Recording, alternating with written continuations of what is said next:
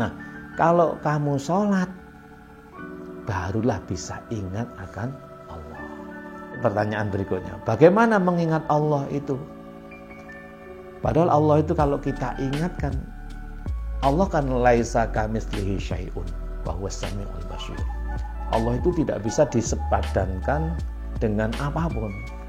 Maka ketika kita perkirakan bahwa Allah itu begini, maka itu sebenarnya bukan Allah. Maka ingat Allah itu adalah ingat utusannya. Ingat Rasulullah.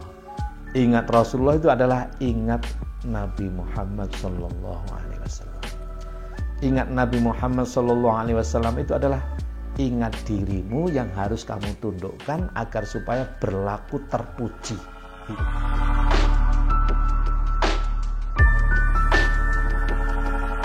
Ya toh? Dirimu yang nafsu tadi harus ditundukkan oleh dirimu yang mukmin, ya toh? Agar bisa berlaku Muhammad, agar bisa berlaku terpuji. Nah, baik, ini terlalu bulat barangkali ya. Saya ingin mengurai yang lebih, yang secara syar'i aja. Ini terlalu bulat barangkali, tapi tolong nanti didengarkan pelan-pelan, maka insya Allah kita akan mendapatkan kepahaman atau pengertian. Maka harus dibedakan. Saya ingin mengklasifikasikan. Harus dibedakan antara sholat hakiki dengan sholat rukun.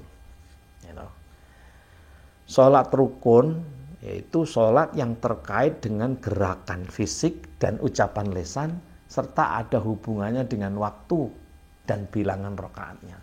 Disebut dengan sholat rukun. Rukun artinya terlaksana. Terlaksananya ucapan disebut dengan rukun qauli.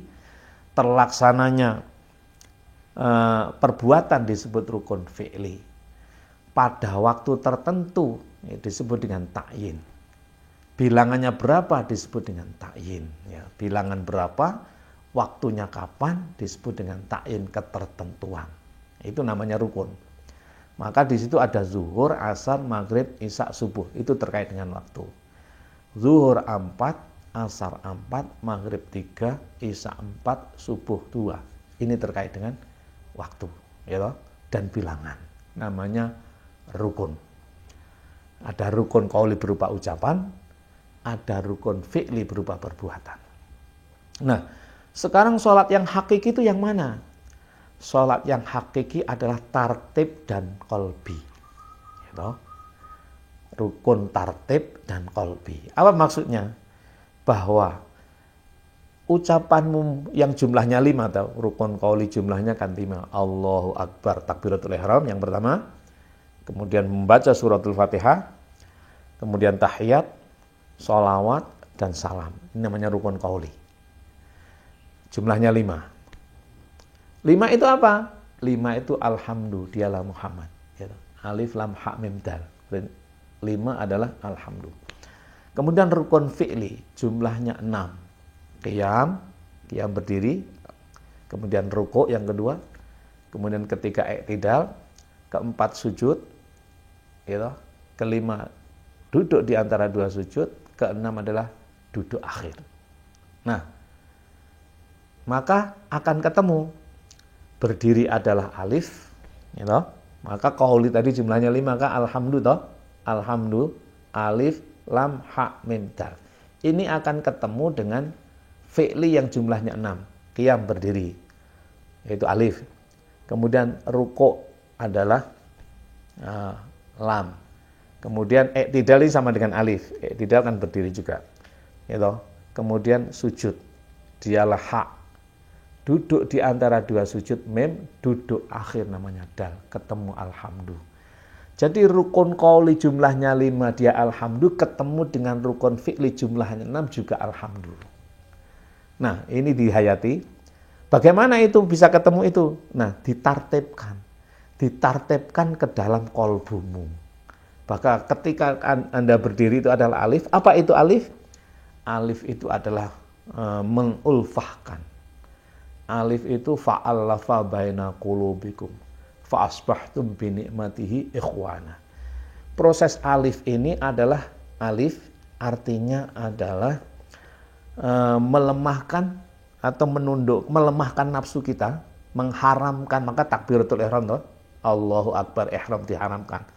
Nafsu kita diharamkan untuk menguasai diri kita. Nafsu kita harus dipimpin oleh qalbi kita, agar supaya alif, cinta. Nah, kalau sudah cinta maka akan lutfah, lemah lembut. Lam kan? Ya toh. Kalau sudah lemah lembut dia akan hak kan? Alif, lam, ha. Ha apa?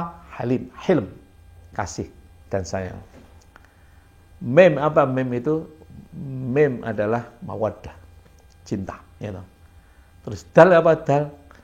Dal adalah artinya dal itu benar-benar terjadi kecintaan. Jadi semua terjadi di situ.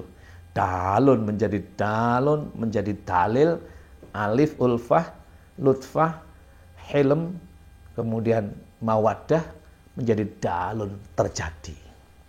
Nah, itu semua satu persatu dari qauli, fi'li, qauli ucapan, ya toh, 5 jumlahnya, kemudian fi'li 6 yang hakikatnya juga 5 menjadi sama-sama alhamdulillah. Nah, bagaimana kita memasuki satu? Itulah rukun namanya. Maka kita akan itu namanya sholat rukun. Sholat rukun itu ada rukun qauli, ada rukun fi'li. Rukun qauli dan rukun fi'li ini harus dibawa kepada sholat hakikat namanya tartib dan qalbi. Itu di dalam qalbi. Maka sholat hakikat dengan sholat rukun atau sholat syariat tidak bisa dipisahkan. Sehingga orang yang memahami inti sholat adalah ingat, ini tidak mungkin kita ini bisa ingat tanpa melakukan rukun qauli dan rukun fi'li, ya toh, serta berhubungan dengan ta'yin. Nah, apa ta'yin itu? Ketertentuan bilangan dan waktu. Dari sinilah maka ini semua di sholat ini ditartibkan ke dalam qalbinya. Artinya apa? Berdirimu jangan lepas begitu saja. Harus kau kendalikan, kau tartibkan ke dalam qalbumu. Kau alifkan. Yang tegak fisiknya, tapi hatinya adalah ulfah, alif. Kalimatnya Allahu Akbar, disebut dengan takbiratul ihram. Kemudian ruku', apa ruku' itu? Lutfah, yaitu lemah lembut. Kemudian i'tidal, sama dengan alif kan. Kemudian sujud, ha kan? Sujud, ha kan? Hilm, artinya juga lemah lembut. Kemudian duduk, mem, mawaddah, cinta. Nah, kemudian terakhir ada dal, yaitu terrealisasinya semuanya itu, yaitu lahirnya orang yang benar-benar cinta, seperti akhlak Rasulullah Shallallahu Alaihi Wasallam, seperti akhlak Kanjeng Nabi Muhammad Shallallahu Alaihi Wasallam. Sehingga apa? Inti daripada sholat itu adalah laku Muhammad. Inti sholat itu adalah laku Muhammad. Nah, bagaimana kita bisa melahirkan laku Muhammad yang semacam itu? Ya makanya setiap hari, setiap saat kita harus selalu berlatih sampai benar-benar lahirnya pribadi Muhammad Rasulullah SAW. Fisiknya seperti kita, tapi ingatannya adalah ingat kepada Nabi Muhammad SAW, yang hakikatnya ingat Rasulullah, yang hakikatnya ingat yang mengutus, yaitu Allah Subhanahu wa ta'ala. Terima kasih. Wassalamualaikum warahmatullahi wabarakatuh.